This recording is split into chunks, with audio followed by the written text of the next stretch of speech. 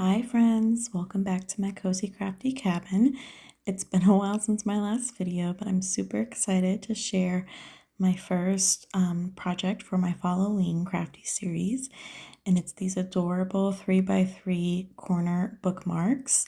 And I added them to a cute little 3x3 card. You can also make an envelope if you wanted to. But yeah, they just fit so nicely on the corners of your pages to use as a bookmark.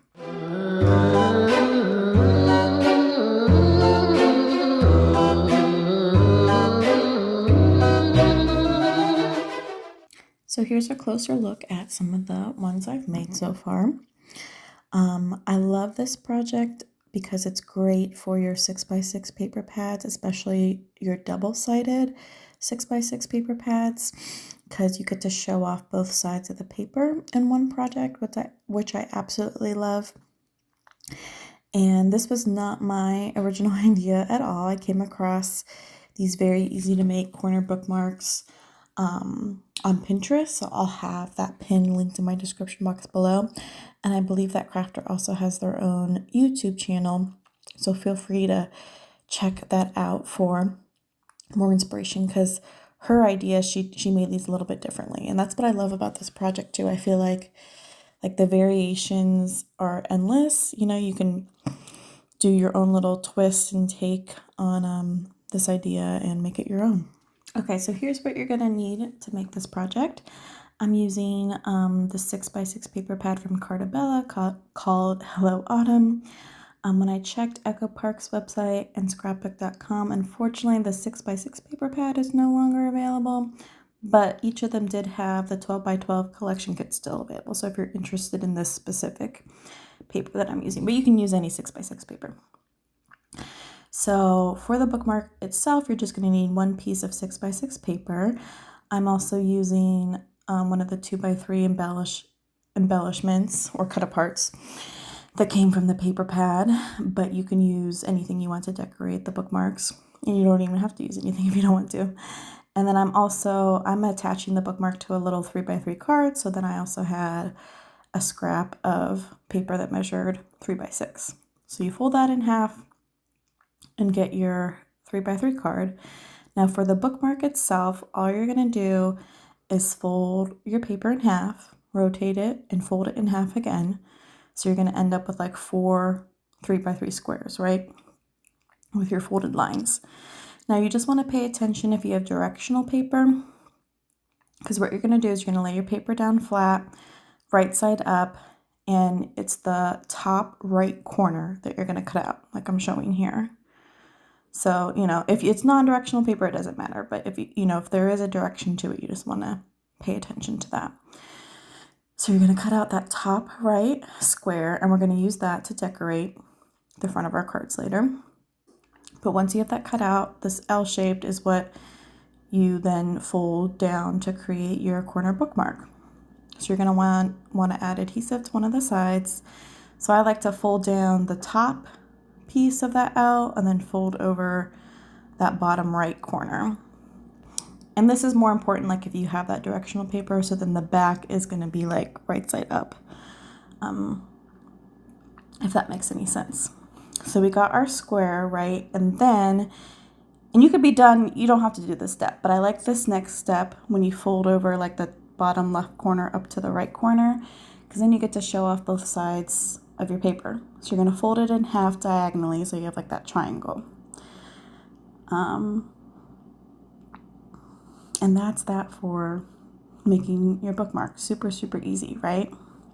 Now I like to round like the left corner here, bottom left corner here, just to help protect that corner, because it's going to be sliding up and, or on and off the paper.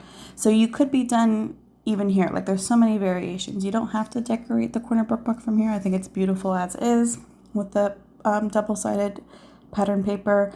I'm just going to use these small cut apart since it came with the 6x6 paper pad. So I'm adding this to the cover. You can, add other ephemera. You can make your own ephemera. You could like stamp. You could leave it blank. There's lots of possibilities here. You just want to make sure if you do decorate it, pay attention to where you're adding your adhesive, right? Because you only want it on that like top right kind of corner when you glue it down. So I rounded the corners of my card here too. And yeah, we're taking that scrap square that we cut off when we made our bookmarks, and now we're going to use that piece to cover the front of our little 3x3 card. So we're using every bit of our 6x6 paper. I did trim it down a little bit, so it's like, I think it's about 2 7/8 by 2 7/8 rather than 3x3. And here's a step where you can like make it your own too. Like some of them I glued down the whole piece and just left it like that, like you see here. In other examples I made, I folded it so it kind of covers like the opposite corner of the bookmark. You'll see here when I show a final recap. I mean, you don't have to decorate the card covers. You know, you could really just make this your own. Yeah, and then here you see it slides really nicely on the book paper. So yeah, I just think these turned out so cute. I think this would be a great gift for you know, anyone in your life that loves to read. You can give it with like a of course like a book as a gift, or like a gift card to a bookstore. I just think it would be, yeah, so cute to give out. Here's a final recap of just the 6 little 3x3 cards and corner bookmarks that I made so far. I just used the cut up parts that came with the paper pad, so there were 6, so I made 6 altogether. But here you see like some like slight variations, right, where what I did with the card fronts, where some of them I folded down the paper and some of them I just glued, you know, that square just directly onto the paper. But yeah, I really love how these turned out. And I made one envelope, but yeah, you can, you know, use the coordinating paper to make cute little 3x3 envelopes. You know, lots of variations here. But yeah, thank you guys so much for watching. I hope you liked this project and this idea. I'm sorry I haven't been able to post as often as I was hoping for my Falloween crafty series so far, but I'm hoping to be able to get several more videos and ideas out for you guys. But yeah, thank you so much again, and I'll see you in my next one. Bye.